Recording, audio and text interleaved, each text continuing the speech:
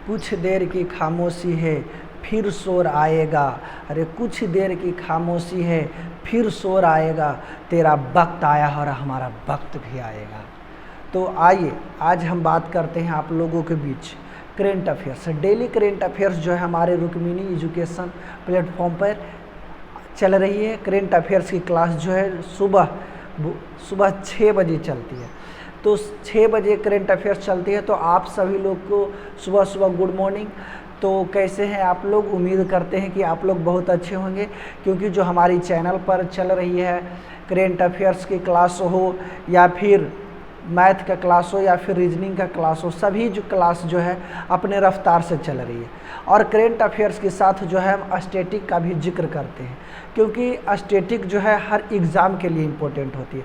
उससे ज़्यादा जो इम्पोर्टेंट होती है वो करेंट इम्पोर्टेंट होती है। तो किसी भी एग्ज़ाम हो, या तो बिहार सरकार की हो या कोई भी स्टेट गवर्नमेंट की हो या तो सेंट्रल गवर्नमेंट की हो, सभी के लिए जो हमारी करेंट अफेयर्स है वो रामबाण काम करेगी। तो रामबाण काम करेगी इसका मतलब है कि डायरेक्ट काम करेगी, क्योंकि जो हमारे करेंट अफेयर्स की जो क्लास चलती है वो बिल्कुल फुल डिस्कशन के साथ चलती है। तो हमारी जो क्लास है उस पर आप लोग बने रहिए। और जो आपकी अपनी परिवार रुक्मिणी परिवार है उसमें करेंट अफेयर्स का दौर जो है बहुत ही अपने रफ्तार में चल रही है। डेली जो है 6 बजे सुबह 6 बजे उठते के साथ ही आपको करेंट अफेयर्स का दर्शन करने के लिए मिलेगा। तो आप सभी हमारे साथ बने रहिए रुक्मिणी एजुकेशन प्लेटफॉर्म पे, और सभी लोग करेंट अफेयर मुफ्त जो करेंट अफेयर्स चल रही है उसका लुत्फ उठाते रहिए। तो आइए अब क्वेश्चन पर सबसे पहले हम बात करते हैं। तो आज सबसे पहले हम लोग बात करते हैं कि आज जो डेट है, आज डेट है 5 अप्रैल। आज 5 अप्रैल के बारे में बात कर लेते हैं। आज 5 अप्रैल है, आज समुद्र दिवस के रूप में हम लोग मनाते हैं। समुद्र दिवस के रूप में मनाते हैं। अब समुद्र दिवस क्या है? यानी जो समुद्र दिवस जो है यानी कि हमारे जो सागर हैं, या तो हिंद महासागर हो या अरब सागर हुआ या तो बंगाल की खाड़ी, तो यानी कि जो हमारे जो नेवी लोग हैं यानी नौसेना लोग उस समुद्र की सीमाओं की रक्षा करते हैं।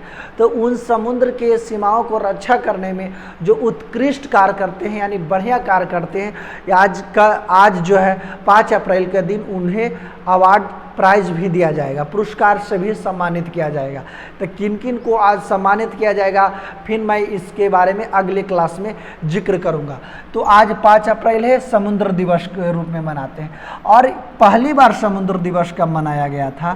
पहली बार जो हम बात कर लेते हैं, पहली बार समुद्र दिवस कब मनाया गया था? समुद्र दिवस पहली बार जो है समुद्र दिवस कब मनाया गया था? तो 5 अप्रैल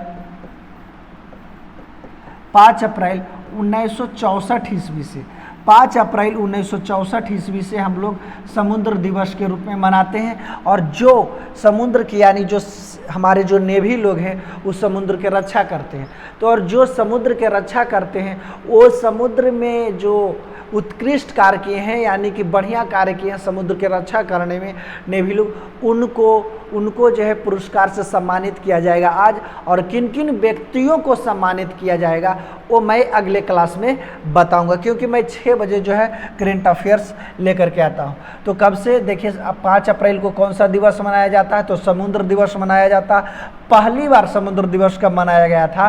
तो पहली बार समुद्र दिवस जो है 5 अप्रैल 1964 ईस्वी को पहली बार मनाया गया था। तो मैं सबसे पहला क्वेश्चन जो करेंट का है वो क्वेश्चन मैं बात आपके बीच लाया। भारत और श्रीलंका के बीच द्विपक्षीय समुद्री अभ्यास सीनेक्स 2023 कहाँ शुरू किया गया है? और भारत और श्रीलंका के बीच देख लीजिए, भारत और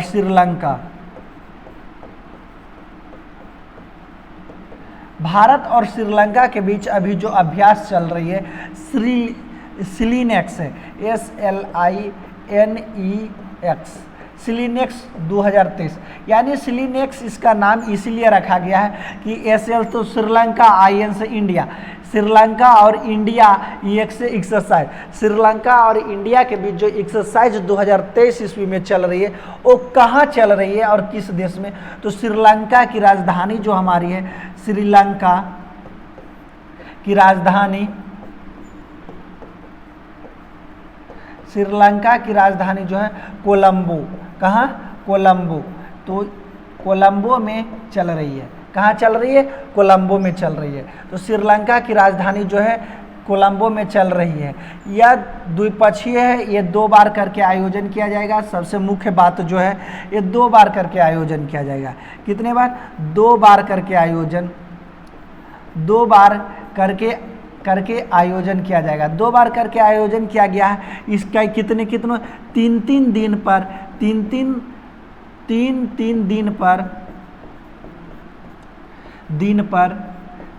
दिन पर जो है इसका आयोजन किया गया है। कितने दिन पर आयोजन किया गया है? 3-3 दिन पर जो है इसका आयोजन किया गया है। यह एक समुद्री अभ्यास है। क्या चीज़? यह एक समुद्री अभ्यास है। क्या चीज़ है? यह एक समुद्री अभ्यास है। तो देखिए आज जो हम बात करने वाले हैं कौन सा देश है, यानी श्रीलंका के कोलंबो में है जो है, कोलंबो में सिलीनेक्स अभ्यास, सिलीनेक्स जो 2023 है भारत और श्रीलंका के बीच द्विपक्षीय जो अभी युद्धाभ्यास चल रहा है, किसके बीच चल रहा है? भारत और श्रीलंका के बीच चल रहा है सिलीनेक्स। ये सेल्स देखिए जो एक्सरसाइज होता है अभ्यास, उसमें लगभग जो होता है, जो इसका नाम ही इसी में छुपा हुआ था। देख लीजिए SL तो श्रीलंका, IN इंडिया, ये एक्सरसाइज यानी सिलीनेक्स 2023 का जो अभ्यास हुआ है श्रीलंका और इंडिया के बीच हो रहा है। श्रीलंका और इंडिया के बीच जो हो रहा है किस स्थान पर हो रहा है? तो कोलंबो में हो रहा है। ये 2 बार करके आयोजन किया गया है। 3-3 दिन का 2 बार करके आयोजन किया गया है। यह एक समुद्री अभ्यास है, यानी ये जो अभ्यास करेगा वो नेवी करेगा। कौन करेगा? भारत और श्रीलंका की जो नेवी सेना है, भारत और श्रीलंका के जो बीच, श्रीलंका के जो नेवी सेना वो दोनों मिल करके यह युद्धाभ्यास करेगा। और सबसे मुख्य बात है कि इसमें से भाग कौन लिए हैं? तो भारत की ओर से जो भाग लिए हैं, भारत की ओर से भाग कौन लिए हैं? INS क्लिंटन, INS क्लिंटन और INS सावित्री,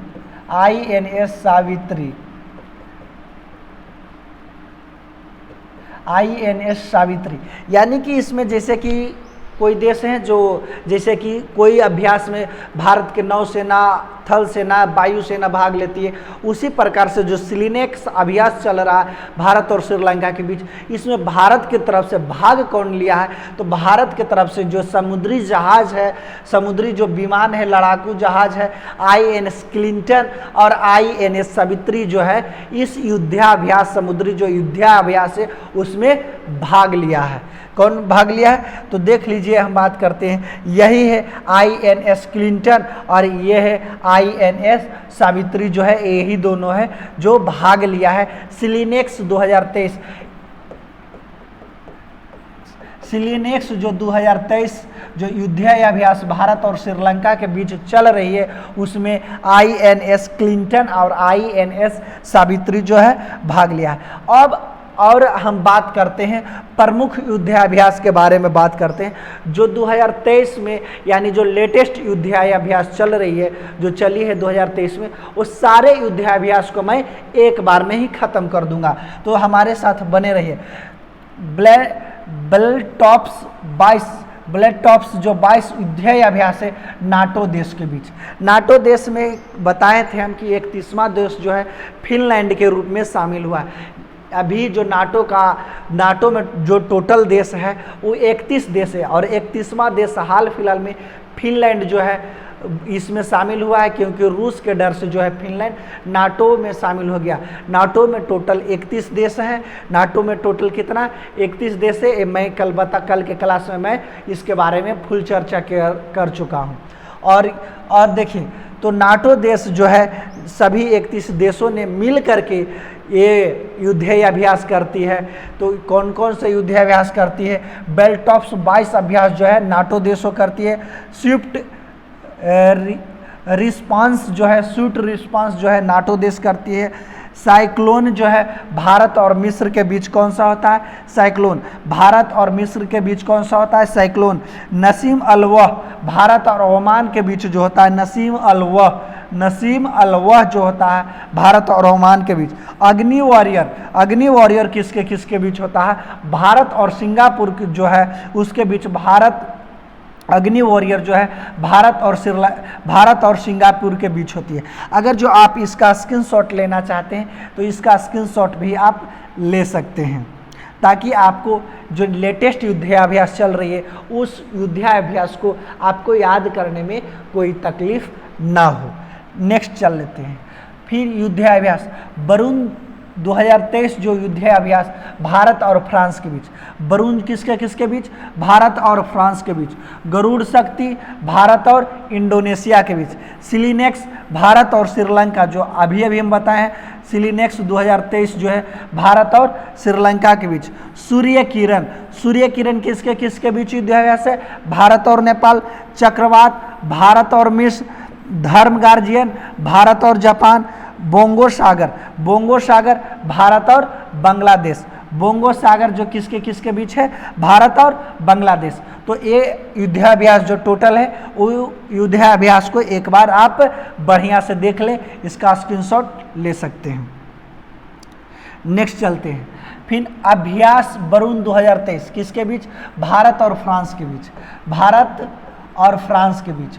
भारत और अभ्यास वरुण 2023 जो हुआ है भारत और फ्रांस के बीच। अभ्यास ऑपरेशन अलर्ट 2023 बीएसएफ के द्वारा किया गया है, बीएसएफ के द्वारा। अभ्यास ट्रोपेक्स 2023 भारत के भारतीय नौसेना के द्वारा किया गया है। वीर गार्जियन 2023 जापान और भारत के बीच किया गया है। अभ्यास साइक्लोन भारत छोड़ दिया है, भारत भी लिख लीजिए। हाँ, तो अभ्यास साइक्लोन जो है 2023 मिस्र और भारत के बीच है। अभ्यास वर्ज प्रहार जो 2022 में हुआ था, तो भारत प्रहार जो है भारत और अमेरिका के बीच। भारत और अमेरिका के बीच एक और युद्धाभ्यास जानते होंगे, टाइगर ट्रंप जो है भारत और अमेरिका के बीच होता है। तो उसके बाद हम बात कर लेते हैं, उसके बाद नेक्स्ट क्वेश्चन। इसको आप एक बार स्क्रीनशॉट लेना चाहेंगे तो आप इसको स्क्रीनशॉट ले सकते हैं। ठीक, नेक्स्ट देख लीजिए। वार्षिक वेस्टर्न डे परेड होगा। परेड में अतिथि के रूप में पीएम नरेंद्र मोदी जी को किस देश ने आमंत्रित किया है? तो जो वार्षिक वेस्टर्न डे परेड जो होता है, अतिथि के रूप में नरेंद्र मोदी को किस देश ने आमंत्रित किया है? तो इसके बारे में हम जानेंगे कौन सा देश आमंत्रित किया है। तो कौन सा देश आमंत्रित किया है इसके बारे में जान लेते हैं। तो ये कौन देश आमंत्रित किया है? फ्रांस आमंत्रित किया है। कौन देश आमंत्रित किया है? फ्रांस जो है आमंत्रित किया है। भारत के जो पीएम है हमारे प्रधानमंत्री श्री नरेंद्र मोदी जी को किस देश ने आमंत्रित किया है? तो फ्रांस। और देख लीजिए वेस्टल डे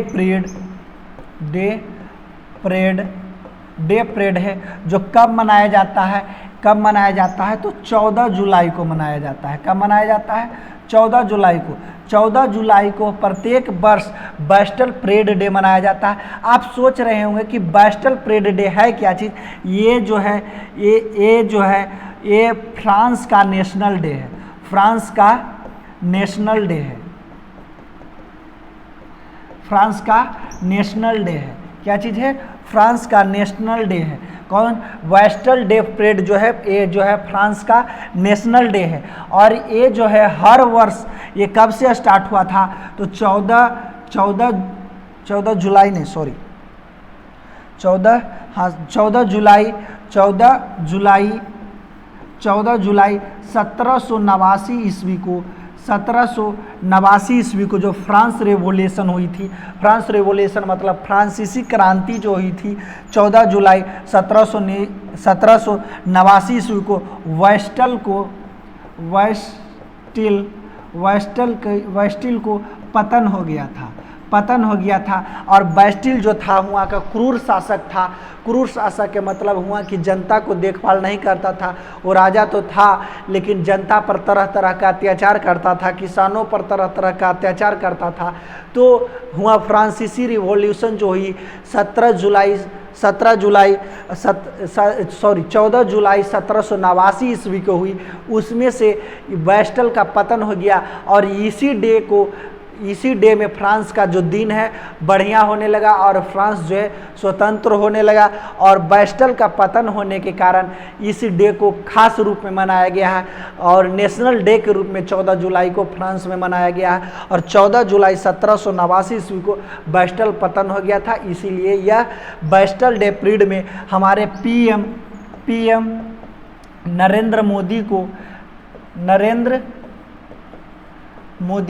नरेंद्र मोदी को आमंत्रित किया गया है। कौन? हमारे पीएम नरेंद्र मोदी जी हैं जिनका आमंत्रित किया गया है। कौन किए हैं? फ्रांस के देख लेते हैं। फ्रांस के जो राष्ट्रपति हैं कौन है? इमैनुअल माक्रोन है। जो यही देख लीजिए, इमैनुअल माक्रोन है। हमारे पीएम जो भारत के पीएम हैं श्री नरेंद्र मोदी जी, उन्हीं को देख लीजिए। यह है हमारे श्री नरेंद्र मोदी जी को ये अपना जो बेस्टिल डे पीरियड बना रहे हैं 14 जुलाई को।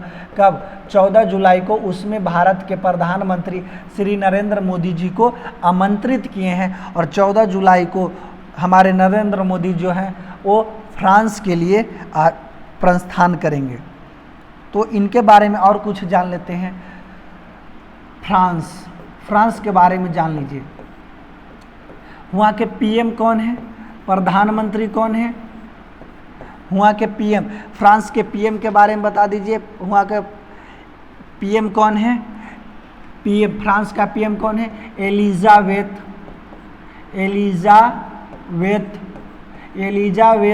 वोर्न। कौन? वोर्न। एलिजाबेथ वोर्न है जो वहाँ के प्रधानमंत्री हैं। कौन है? प्रधानमंत्री हैं। प्रधानमंत्री। और वहाँ के राष्ट्रपति कौन है? राष्ट्रपति अभी नाम बताएं। इमैनुअल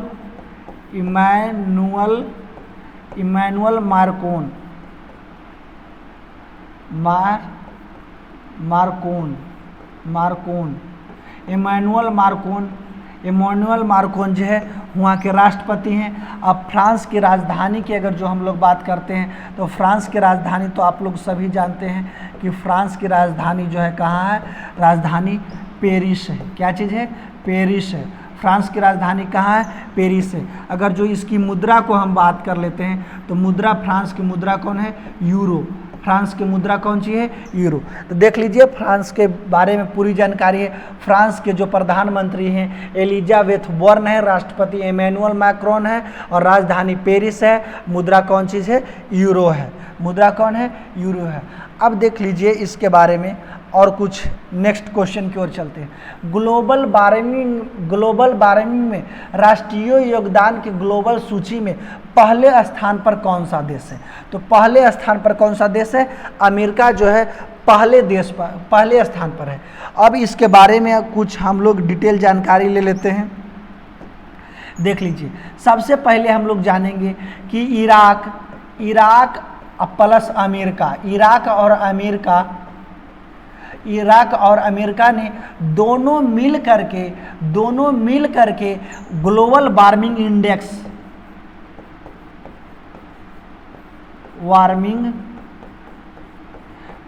वार्मिंग जो सूची है कौन निकालता है? ग्लोबल वार्मिंग सूची जो है कौन निकालता है? तो इराक और अमेरिका दोनों मिल करके ग्लोबल वार्मिंग सूची निकालता है। और ग्लोबल वार्मिंग सूची में सबसे प्रथम स्थान पर अमेरिका है। आप सोच रहे होंगे कि ग्लोबल वार्मिंग क्या चीज़ है? तो यह ग्रीन हाउस गैस है। क्या चीज़ है? Green house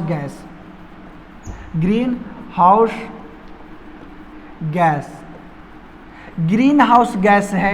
green house gas है। अब सोच रहे हो कि ग्रीन हाउस गैस किसे कहते हैं, तो जो तापमान में वृद्धि करता उसे हम लोग ग्रीन हाउस गैस कहते हैं। तो ग्रीन हाउस गैस जो हमारा ग्लोबल वार्मिंग यानी ओजोन परत है उससे काफ़ी प्रभावित होता है, क्योंकि हम लोग जानते हैं कि सूर्य की किरण जो है उसमें जो सूर्य के जो रे है वो उसमें इंफ्रारेड पाई जाती है, यानी इंफ्रारेड किरण पाई जाती है, जिसके कारण उसके डायरेक्ट पड़ने पर हमें स्किन डिजीज जैसी प्रॉब्लम हो सकती है, यानी स्किन कैंसर भी हो सकती है, तरह तरह की बीमारी हो जाती है। तो ग्लोबल वार्मिंग जो है सूर्य की किरण को छन्नित करके पृथ्वी पर आने देता है, लेकिन ये ग्रीन हाउस गैस जो है ग्लोबल वार्मिंग को प्रभावित करता है। तो ये आप सोच रहे हो ग्लोबल वार्मिंग में राष्ट्रीय योगदान में ग्लोबल सूची में प्रथम स्थान पर कौन है, तो अमेरिका। तो क्या ये अमेरिका जो है प्रथम स्थान पर उत्कृष्ट कार्यों के लिए, तो बिल्कुल नहीं। अगर जो कोई देश इसमें सबसे ऊपर है तो इसका मतलब ये समझ लीजिए कि वहाँ जो ग्रीन गैस है यानी तापमान बढ़ाने वाली गैस है जो काफ़ी तेज़ी से बढ़ रहा है, जिसके कारण जो है ग्लोबल वार्मिंग का रिपोर्ट में सबसे वन पर, यानी तेज़ी से ग्रीन हाउस गैस जो है इसको बढ़ाने में मदद कर रही है अमेरिका, जिसके कारण हमारे पर्यावरण है यानी अमेरिका के पर्यावरण की अगर जो बात कर लेते हैं तो काफ़ी दूषित है। लेकिन कोई देश कब दूषित होता है, जब कोई देश का डेवलपमेंट यानी विकास बहुत अधिक तेज़ी से होता है, तब उसको कहते हैं कि हुआ तापमान बढ़ रही है। अब ग्रीन हाउस गैस में कौन कौन हो सकता है, तो CO2 हो सकता है, कार्बन डाइऑक्साइड हो सकता है, CH4 क्या चीज़, मीथेन हो सकता है, मीथेन है, और क्या चीज़ हो सकता है, N2O नाइट्रिक ऑक्साइड। ये सब जो है ग्रीन हाउस गैस है। और इसमें जो सबसे ज़्यादा जिम्मेदार कौन है, सबसे अधिक जिम्मेदार अधिक तापमान वाला कह लीजिए, सबसे अधिक तापमान वाला कौन है, तो सबसे अधिक तापमान वाला कौन है, CO2 कार्बन डाइऑक्साइड जो है सबसे अधिक तापमान वाला है। ये सब जो है क्या चीज़, SSC के एग्जाम में ये पूछ दिया था जो ग्रीन हाउस गैस है उसके क्रम में सजाएं, तो सबसे ज़्यादा जो वार्मिंग होती है CO2 में होती है, उसके बाद मीथेन, उसके बाद नाइट्रिक ऑक्साइड में होती है। किस में होती है, नाइट्रिक ऑक्साइड में। और सबसे अधिक तापमान वाला अगर जो पूछ दे तो CO2 है, कौन, कार्बन डाइऑक्साइड है। उसमें अगर जो और बात कर लेते हैं कुछ हम इसमें ग्लोबल वार्मिंग के बारे में, ग्लोबल वार्मिंग के बारे में अगर जो हम लोग कुछ बात कर लेते हैं, तो ग्लोबल वार्मिंग के लेकर के एक जो हुआ था, एक ग्लोबल वार्मिंग के बारे में कुछ बात कर लेते हैं। तो सबसे पहले हम जानेंगे कि ग्लोबल वार्मिंग के बारे में 1997 ईस्वी में, कब, 1997 ईस्वी में एक प्रोटोकॉल आया था। क्या चीज़, एक प्रोटोकॉल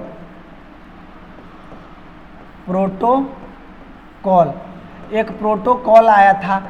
प्रोटोकॉल कब आया था, 1997 ईस्वी में। और 97 ईस्वी में एक प्रोटोकॉल की घोषणा की गई थी। कहाँ की गई थी, जापान में।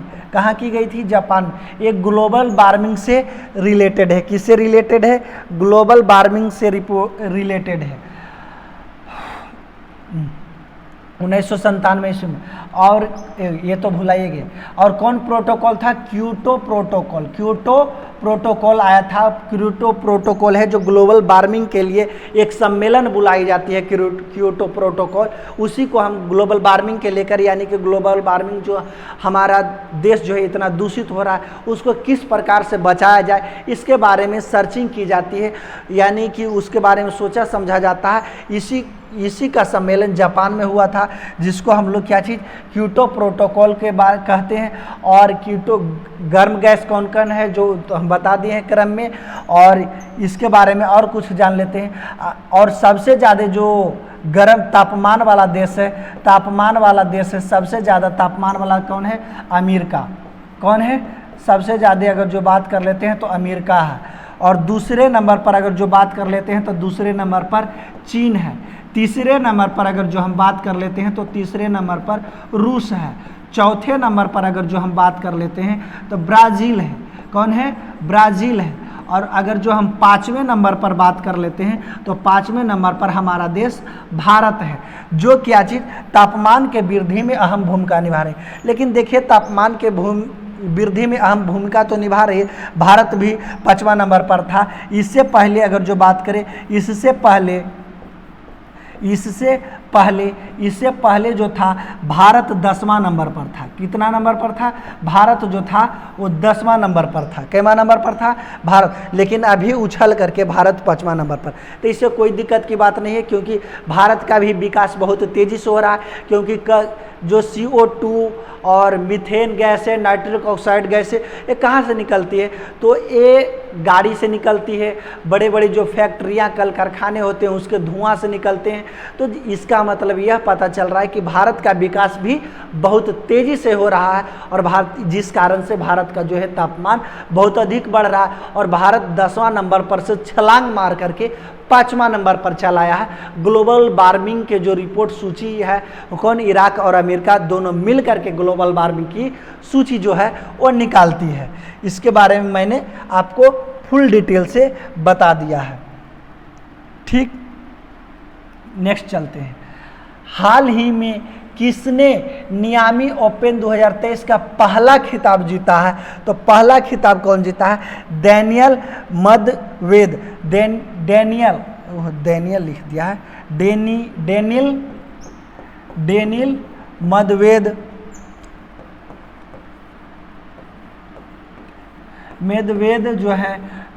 मेदवेद जो है क्या चीज मियामी ओपन 2023 में जो हो रही है, मियामी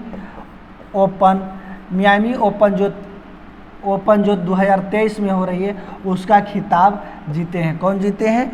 तो डेनियल मेदवेदेव जो है, डेनियल मेदवेदेव मियामी ओपन का खिताब जीते हैं।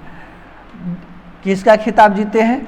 मियामी जो है डेनियल ओपन का खिताब जीते हैं। और इसके बारे में मियामी, ये जो डेनियल मेदवेदेव है वो कहाँ किस देश का है? यह रशियन है। किस देश का है? ये रशियन है। आप कभी कभी एसएस के एग्जाम में ये भी पूछ देता है कि जो डेनियल मेदवेदेव हैं किस खेल से संबंधित है? तो ये टेनिस से संबंधित है। किस खेल से संबंधित है? तो यह टेनिस से संबंधित है। किस खेल से संबंधित है? तो टेनिस खेल से संबंधित है। और ये इन्होंने हराया किसको है? तो जैनिक छिन्नर को हराया। किसको हराया? जैनिक छिन्नर को हराया है। जैनिक छिन्नर को इन्होंने हराया है। तो देख लीजिए हाल ही में किसने मियामी ओपन 2023 का पहला खिताब जीता है? तो डेनियल मेदवेदेव जो है ये पहला खिताब जीता है। और टेनिस के खिलाड़ी हैं, रशियन है, जैनिक छिन्नर को उन्होंने हराया है। देख लीजिए यही है, डेनियल मेदवेदेव जो है यही है, कोई दिक्कत नहीं। इसके बाद देख लीजिए अभी जो जीते हैं उनके बारे में। ऑस्ट्रेलिया ओपन का खिताब कौन जीते हैं? पुरुष में अगर जो बात कर लेते हैं तो नोवाक जोकोविच है। स्त्री में अगर जो बात कर लेते हैं तो आर्यन सर्वलेक जो हैं बेलारूस के हैं, उन्होंने ऑस्ट्रेलिया ओपन जीते हैं।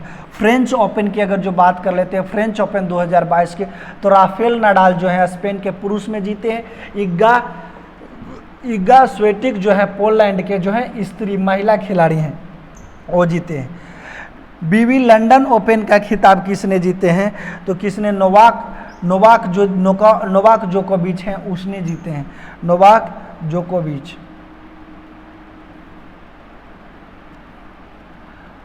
जोकोविच जो है जीते हैं। और स्त्री में अगर जो बात कर लेते हैं तो स्त्री में एलियन जो हैं वो स्त्री में जीते हैं। तो इसको भी अगर जो आप, ये भी एग्जाम के दृष्टि से काफ़ी इम्पोर्टेंट है, तो इसको भी अगर जो आप स्क्रीनशॉट लेना चाहते हैं तो इसको भी आप आराम से स्क्रीनशॉट ले सकते हैं, ले लीजिए, ले लिए। देखिए फिर अगला क्वेश्चन क्या चीज़ है?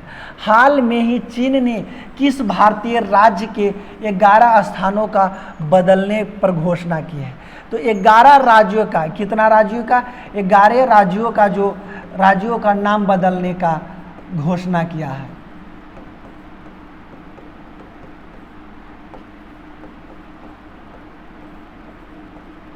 11, यानी कि किस राज्य को, भारत का ही राज्य है ये जो राज्य, 11 गो राज्य है वो कहाँ का राज्य है, भारत का ही राज्य है। कहाँ का राज्य है, भारत का ही राज्य है। लेकिन भारत को राज्य को चीन तो जानवे करते हैं, चीन जो है हर समय कुछ न कुछ बदमाशी करते रहता है। वो छोटे आँख वाला जो है ना शी जिनपिंग, वहाँ के राष्ट्रपति शी जिनपिंग बहुत बदमाश है। वो कुछ न कुछ अगर जो भारत शांत देखता है तो भारत को शांत रहने के लिए नहीं देता है, वो बहुत बदमाश है। जिसमें कि अगर जो हम भारत की बात कर लेते हैं तो भारत उसके साथ व्यापार जो करता है, व्यापार 2022 में कितना किया है इसके बारे में बता देते हैं। तो 135.98 अरब डॉलर, क्या चीज़, अरब डॉलर, यानी कि अरब 135.98 जो व्यापार किया है, 135.98 डॉलर का जो व्यापार किया है। तब पर भी वो छोटे आँख वाला चीन है ना जो भारत को हरदम परेशान करते रहता है। और अरुणाचल प्रदेश में जो 11 गो ऐसा स्थान है उसको नाम बदलने की घोषणा की है, लेकिन भारत सरकार ने इसे नहीं माना है, क्योंकि भारत और चीन की जो सीमा रेखा है मैकमोहन है। कितना है, मैकमोहन है। और भारत और चीन की अगर जो सीमा रेखा की बात कर लेते हैं, कितना साझा सीमा करता है, तो भारत और चीन का जो सीमा रेखा है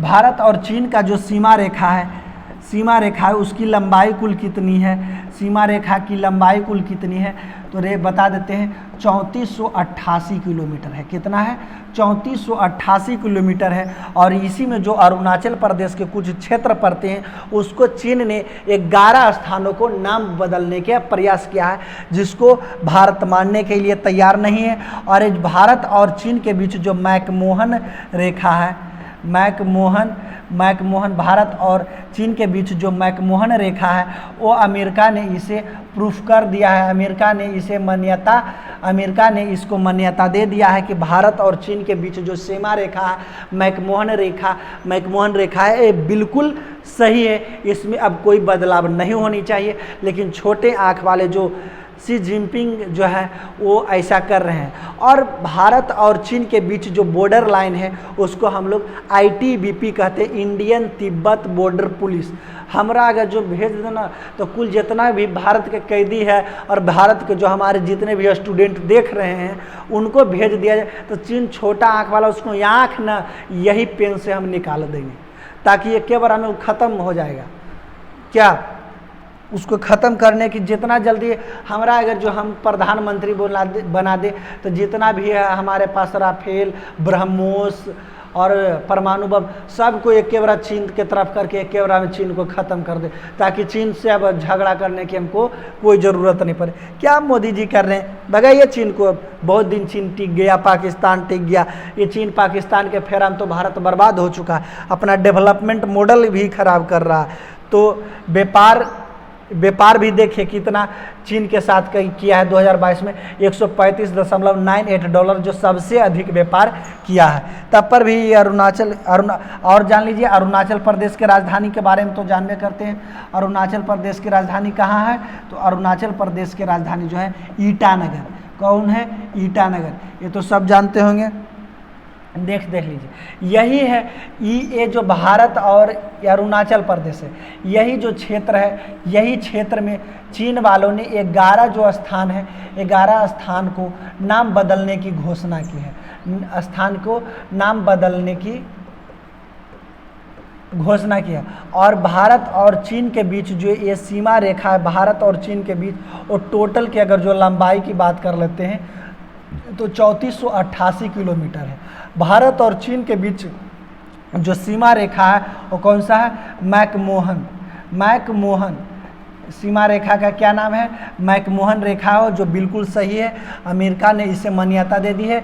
इधर देख लीजिए पाकिस्तान है, भारत और पाकिस्तान के बीच जो सीमा रेखा है उसको हम लोग रेड क्लिफ के नाम से जानते हैं। क्या चीज़, रेड क्लिफ के नाम से जानते हैं। भारत और पाकिस्तान के बीच जो सीमा रेखा है उसको रेड क्लिफ के नाम से जानते हैं। यही स्थानों पर चीन वालों ने क्या चीज़, इसका नाम बदलने की कोशिश की है। कोई दिक्कत?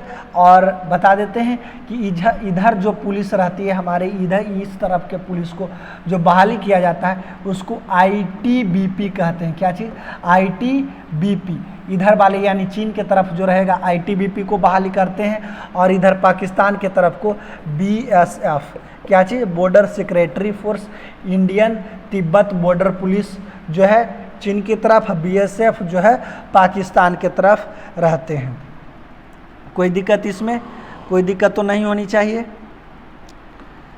अब सबसे पहले अगर जो हम बात कर लेते हैं कि हम लोग जो है कि करेंट अफेयर्स के बाद हम लोग स्टैटिक की बात करते हैं, तो स्टैटिक भी हमारे जो चल रही है तुर्कमेन एजुकेशन प्लेटफॉर्म पर वो बहुत ही अपने रफ्तार में चल रही है। तो देखिए आज हम बात करते हैं प्रमुख झील। भारत में जो झील है वो कौन कौन सा झील है? डल झील जम्मू कश्मीर में, बुलर झील आप लोग जो तो जानते होंगे कि सबसे मीठे पानी का जो झील है, मीठे पानी का जो झील है कौन सा झील है? बुलर झील, ये भी जम्मू कश्मीर में।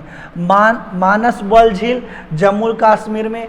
शेषनाग, बैरी नाग, नागिन झील यानी नाग से जितना भी झील आ जाए वो सब कौन सा स्थान पर है? जम्मू कश्मीर में। देखिए शेषनाग झील जम्मू कश्मीर में, गडसर झील जम्मू कश्मीर में, नागिन झील जम्मू कश्मीर में, मानसर झील जम्मू कश्मीर में। तो ये सब जम्मू कश्मीर में जो झील है उसको आपको याद करनी होगी। कभी कभी एसएससी हो या कोई भी बिहार पुलिस के लिए या स्टेट गवर्नमेंट के लिए जो ये झील के टॉपिक होता है बहुत ही इम्पोर्टेंट होती है। तो मैं बता देता हूँ कि मेरा जो एक स्टैटिक का क्लास भी आने वाला है, बहुत जल्द क्लास आएगा, वो डेली उसमें स्टैटिक चलेगी। कभी राष्ट्रीय उद्यान चलेगी, तो कभी झील चलेगी, तो कभी दर्रा को बारे में बताते हुए यानी फुल डिस्कशन। क्योंकि जो हम लोग अनुसूची का फुल डिस्कशन क्लास हमारी हो चुकी है, भाग का फुल डिस्कशन हमारी क्लास हो चुके, यानी कि कुछ स्टैटिक का जो हम फुल क्लास ले चुके हैं। तो उसके बाद जो है और करेंट के साथ हम लोग स्टैटिक की बात कर रहे हैं, और इसके बारे में तो मैं ये कौन सा झील कहाँ है उसके करेंट के साथ मैं यही बता रहा, और आगे जो है मैं स्टैटिक बताऊँगा तो इसका फुल डिस्कशन कितना में फैला है, कहाँ से गिरता है, कहाँ ये पड़ता है, कौन सा पानी का झील है, और मैं इसके बारे में टोटल हुआ डिस्कशन करते हुए नजर आऊँगा। तो देख लीजिए प्रमुख झील डल झील जम्मू कश्मीर में। एक बार आप भी हमारे साथ बोल लीजिए ताकि आपको याद करने में आसानी हो। डल झील जम्मू कश्मीर, बुलर झील जम्मू कश्मीर, मानसबल झील जम्मू कश्मीर, शेषनाग जम्मू कश्मीर, गडसर झील जम्मू कश्मीर, नागिन झील जम्मू कश्मीर, मानसर झील जम्मू कश्मीर। तो एस1 झील जो है जम्मू कश्मीर में है। कहाँ है? जम्मू कश्मीर। उसके बाद देख लीजिए बैरी नाग, यानी हमको आपको तो बता दिए थे नाग से जितना भी आएगा वो जम्मू कश्मीर में ही आएगा। बैरी नाग जम्मू कश्मीर में, बिसनसर जम्मू कश्मीर में, चोलामू झील सिक्किम में, याद कर लीजिएगा चोलामू जो है सिक्किम में, चोलामू झील सिक्किम में, लोनार झील जम्मू कश्मीर में, लोनार झील जम्मू कश्मीर में, चोलामू झील सिक्किम में, बिसनसर झील जम्मू कश्मीर में, चोलामू झील सिक्किम में, चोलामू झील सिक्किम में, लुनार झील जम्मू कश्मीर, शिवाजी सागर झील, यानी इसको भी बढ़िया से एक बार याद कर लीजिएगा। शिवाजी सागर झील महाराष्ट्र में, शिवाजी सागर झील महाराष्ट्र में, पोवई झील महाराष्ट्र में, पोवई झील महाराष्ट्र में, नागार्जुन सागर झील तेलंगाना में, हुसैनी सागर झील, इसको छोटा कर देता हूँ, हाँ और ज़्यादा छोटा हो गया, देख लीजिए क्या चीज़, हुसैन सागर झील, हुसैन सागर झील जो है कहाँ, तेलंगाना में, हुसैन सागर झील तेलंगाना में, हुसैन सागर झील, पोवई झील महाराष्ट्र में। तो महाराष्ट्र में शिवाजी सागर झील, पोवई झील महाराष्ट्र में, हुसैन सागर झील तेलंगाना, नागार्जुन सागर यानी सागर आ गया तो सागर कहाँ है, तेलंगाना में, कहाँ, तेलंगाना में। कोलोरो झील आंध्र प्रदेश, कोलोरो आंध्र प्रदेश, पुलिकत झील, कोलोरो पुलिकत झील कहाँ, आंध्र प्रदेश में। तमिलनाडु और आंध्र प्रदेश के बीच में, देखिए तमिलनाडु और आंध्र प्रदेश के बीच में जो झील है वो कौन सा झील है? पुलिकत झील। कोलोरू झील कहाँ है? तो आंध्र प्रदेश में। लोकटक झील मणिपुर में एकमात्र तैरता हुआ झील जो है मणिपुर में कौन सा झील है? लोकटक झील। इसी प्रकार से जो हमारी करेंट अफेयर्स और स्टैटिक की जो क्लास चल रही है आज के लिए इतना काफ़ी है। तो अगर जो हमारी करेंट अफेयर्स और स्टैटिक की क्लास आपको पसंद आई हो तो आगे भी इसको शेयर करें ताकि अधिक से अधिक बच्चों तक पहुंच सके, और फिर करेंट अफेयर्स का लुत्फ़ उठाते रहिए। हमारे फ्री जो आपकी अपनी परिवार रुक्मिणी परिवार पर जो चल रही है करेंट अफेयर्स की क्लास, वो बिल्कुल फ्री मस्ती से इंजॉय करते हुए ये जो क्लास आधे घंटे की क्लास होती है वो उसमें इंजॉय करते रहिए। तो आपके साथ मैं कल मिलता हूँ। आज के लिए इतना ही, धन्यवाद। और एक विशेष सूचना, जो हमारी लाइब्रेरी का ओपनिंग है, जो हमारी जो लाइब्रेरी बन रही है, अभी तैयार हो रही है, रुक्मिणी स्टडी लाइब्रेरी, वो 7 तारीख की इसकी ओपनिंग है। तो आप भी इस ओपनिंग में भाग ले, और इस ओपनिंग में बहुत सारे आपको फ़ायदा होने वाली है। तो इस दिन आपको चूकना नहीं है, और 7 अप्रैल चल रही है उसका लुत्फ़ उठाएं। और हमारी लाइब्रेरी जो ओपन होने वाली है 7 तारीख को, 7 अप्रैल को ओपनिंग डेट है, और 7 अप्रैल को ही ओपनिंग होने वाली है। तो आप सभी भी मिलकर बढ़ चढ़ करके ये ओपनिंग में हिस्सा लें।